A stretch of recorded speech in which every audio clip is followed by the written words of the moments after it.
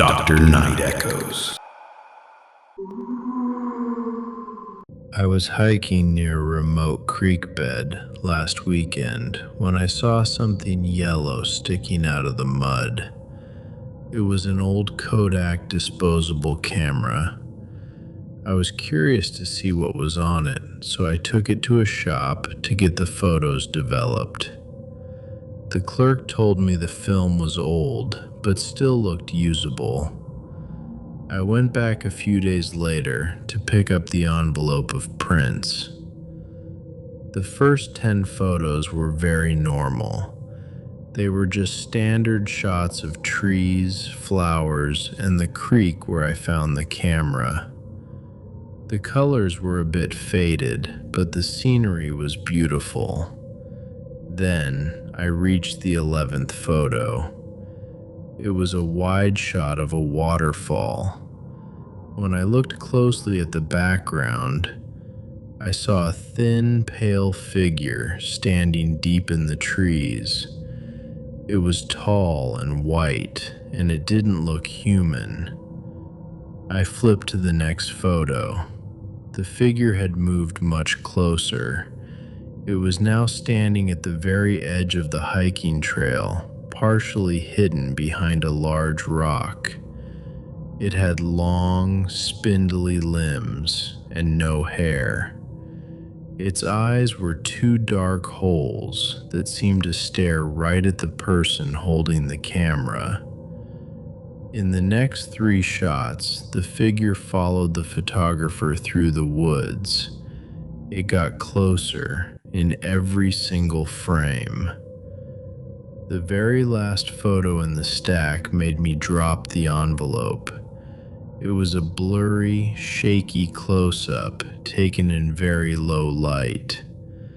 I could see the distinct fabric of a nylon tent in the background. The center of the photo was filled with a massive, wide mouth, full of jagged, yellow teeth. The creature was leaning directly over the camera. I realized that the person who owned this camera never made it out of the woods. I looked at the date on the back of the print. The photo was taken exactly 24 hours ago. I heard a twig snap in my backyard. When I looked out the window, I saw a flash of pale skin disappearing into the bushes. I used to work the graveyard shift at a local history museum. My job was to sit in a small office and watch the security monitors from midnight until 8 a.m. The museum was full of old statues and creaky floorboards, but I was used to the quiet. One night, around 3 a.m., I was checking the live feed for the security office where I was currently sitting. I wanted to make sure the cameras were angled correctly. As I looked at the screen, my blood turned to ice. In the grainy video feed, I saw a very tall, thin man standing directly behind my chair. He was wearing a tattered black suit that looked like it belonged in the Victorian era. His arms were unnaturally long, and his fingers were inches away from my neck. He looked like he was about to grab me. I spun around in my chair, so fast I almost fell over. The room was empty. The door was locked, and there was nowhere for anyone to hide. I turned back to the monitor, my heart hammering against my ribs. On the screen, the man was still there. He hadn't moved an inch, but now he was leaning down over my shoulder. In the video, his mouth was wide open, and he was leaning toward my ear as if he were whispering a secret. I could see the reflection of the computer screen in his dark, glassy eyes. I could even see my own terrified face on the monitor, frozen with fear. I sat perfectly still, staring at the screen. In the video, his long gray fingers finally touched the collar of my shirt. I looked down at my own shoulder in real life, but I couldn't see a hand. I couldn't feel his breath or the weight of his touch. But on the monitor, the fabric of my shirt was clearly being bunched up and pulled by his invisible grip. I realized then he wasn't a ghost in the room. He was a ghost in the machine, and he was slowly pulling my reflection out of the chair and into the screen with him. I live in a very old apartment building. There is a specific spot in the hallway, right between the kitchen and the bedroom, that is always freezing cold. Even in the middle of summer, you can feel a chill when you walk through it. I also started noticing a very faint sound coming from that corner. It sounded like muffled music, playing from a radio in the 1940s. I figured it was just a ghostly recording trapped in the walls of the old building. The music was always the same slow, scratchy jazz tune. I heard it so often that I eventually learned the melody. Yesterday, I was walking to the kitchen to get a glass of water. As I passed through the cold spot, I started humming along with the muffled music. I didn't even think about it. I just hummed 3 or 4 notes of the song. The music stopped instantly. The silence was so sudden. I froze in my tracks. I felt the temperature in the hallway drop even further. Then, a man's voice whispered right into my ear. It was so close. I could feel the cold air move against my skin. The voice was clear and sounded perfectly normal. It said, "Keep going. That's my favorite part." I didn't finish the song. I bolted into my bedroom and locked the door. I stayed there until the sun came up. Now, whenever I have to leave my room, I hold my breath and walk as fast as I can through that hallway. I make sure to stay perfectly silent. I am terrified that if I make even the slightest noise, the man will realize I am still there and ask me to sing for him again. Sometimes, when the house is very quiet, I can hear the sound of a radio dial being turned, searching for my voice in the dark.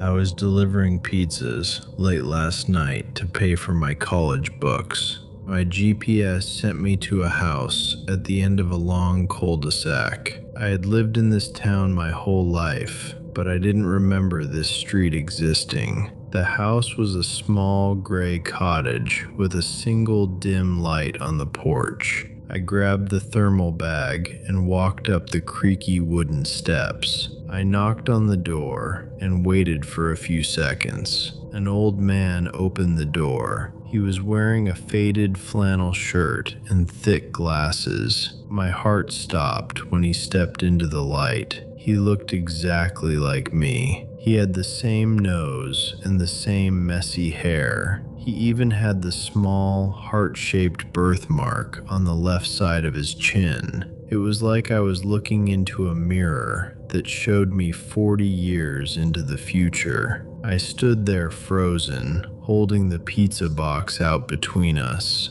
He didn't look at the food. He reached out and grabbed my arm with a very strong grip. His hand felt cold and dry. He leaned in close to my ear and spoke in a voice that sounded just like mine, only deeper and tired. "Listen to me. Do not take the shortcut through the park tonight. That is where we get caught." I felt a shiver run down my spine. I opened my mouth to ask him what he meant, but he stepped back and slammed the door shut. I turned around to run back to my car, but I tripped over a thick vine. I looked back at the house, and it was gone. In its place, there was nothing but an overgrown, empty lot filled with tall weeds and rusted metal. There was no cottage, and no porch. I got into my car and drove away as fast as I could. When I reached the entrance to the park, I saw a group of dark figures standing in the trees, waiting. I stayed on the main road and never looked back. I was riding the late-night train home after a long shift. I was the only person in the car, except for an old man sitting at the very far end. He was wearing a gray suit and kept his hands folded neatly on his lap. He didn't move a muscle. A few minutes into the trip, the train entered a long, dark tunnel. The blackness outside turned the window next to me into a perfect mirror. I glanced at the reflection of the car in the glass. My blood turned to ice. In the reflection, the old man was not sitting in his seat at all. He was hanging upside down from the metal luggage rack. His body was twisted at a strange angle, and his arms were swinging back and forth like a pendulum. I quickly snapped my head toward the back of the actual train car. The man was still sitting perfectly still in his seat. He was staring directly at me with a blank, empty expression. I looked back at the window reflection, hoping I had just seen a trick of the light, but the reflection had changed again. The man's mirror self had let go of the luggage rack. He was now crawling across the ceiling of the reflected train car toward me. He moved like a giant insect, his limbs snapping and popping with every step. As he got closer to my reflection, his jaw unhinged and dropped down to his chest, revealing rows of sharp, needle-like teeth. I jumped out of my seat and ran toward the next car. I didn't look at the windows again. I burst through the heavy sliding door and found a group of teenagers laughing and talking. I sat down next to them, trembling and covered in a cold sweat.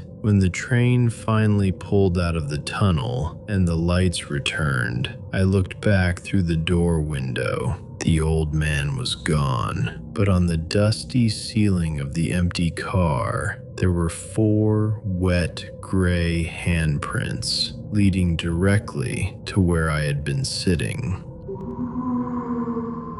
I was driving home late last night after a long shift. I took my usual exit off the highway, but as soon as I reached the bottom of the ramp, I noticed something was wrong. The streetlights weren't the normal warm yellow color. They were glowing with a weird, sickly purple light that made the road look like bruised skin. I figured the city was just testing new bulbs, so I kept driving toward my neighborhood. I turned into my subdivision, and a wave of cold dread hit me. Every single house on my street was a perfect replica of the ones I knew, but they were made of solid, seamless concrete. There were no windows and no front doors. They were just smooth gray boxes sitting on perfectly flat lawns. There was no sound of crickets or wind. The entire world felt like a poorly made model. As I drove deeper into the neighborhood, I saw a person walking a dog on the sidewalk. My heart started pounding when I realized they were both moving in reverse at double speed. Their limbs snapped back and forth with a rhythmic, mechanical sound.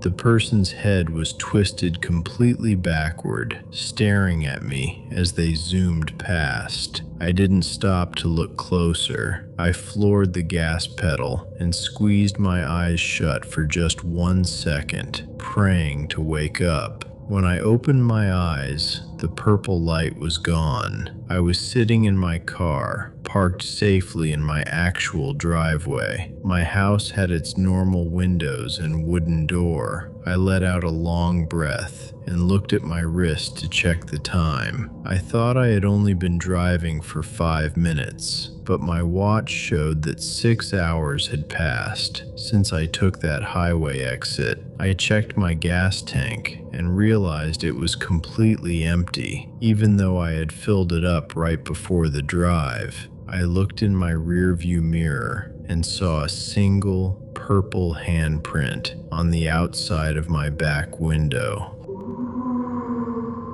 I was driving across Nebraska at 2 a.m. The highway was flat and empty. I hadn't seen another car for over an hour. The only thing breaking the darkness was the glow of the electronic road signs. I passed the first one, and it displayed a standard warning, "Deer on road." I gripped the steering wheel tighter and scanned the ditches for eyes, but the fields remained still. Exactly 5 miles later, I came across a second sign. This one was shorter. It just said, "Stay alert." I figured the highway patrol was just being extra cautious because of the fog.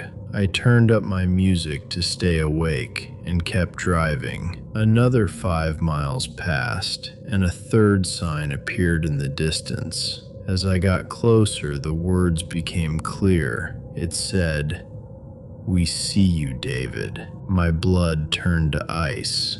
David is my name. I don't have a personalized plate, and my registration isn't linked to any public display system.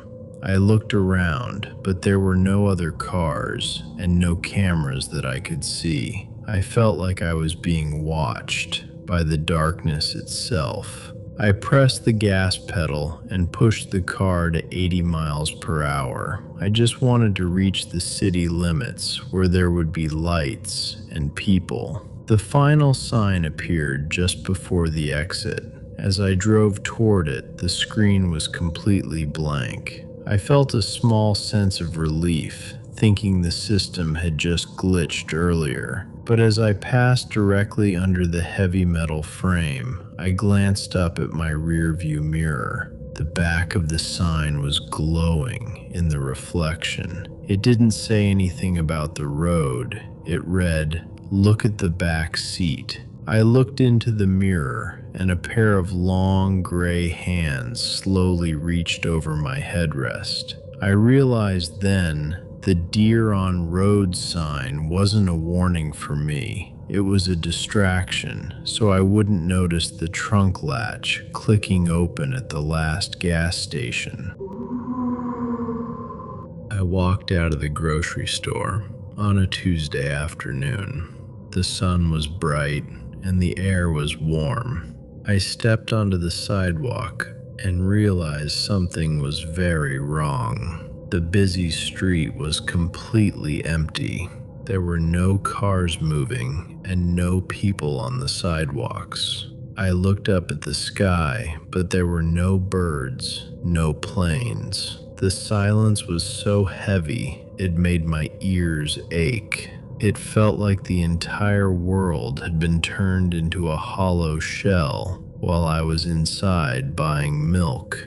I started walking down the middle of the road.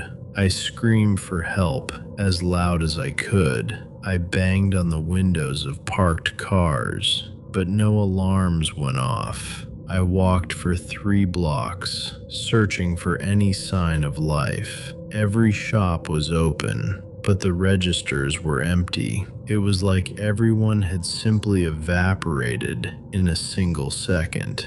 I felt a deep sense of dread. I realized I was the only person left on the planet. I sat down on a bus bench and started crying. I put my face in my hands and sobbed because I couldn't stand the absolute quiet. Suddenly, a massive wall of noise hit me. The sound of a bus braking right in front of me was so loud it felt like a physical punch to my chest. The world was back. Cars were honking, and the sidewalk was suddenly crowded with people. A woman walking a dog stopped and stared at me. Everyone was looking at me like I was insane. To them, I was just a person sitting on a bench, crying in broad daylight for no reason. I checked my watch. No time had passed at all. I hurried to my car and drove home. When I got inside, I checked my grocery bag. The ice cream I had just bought was completely melted and warm, as if it had been sitting in the sun for hours.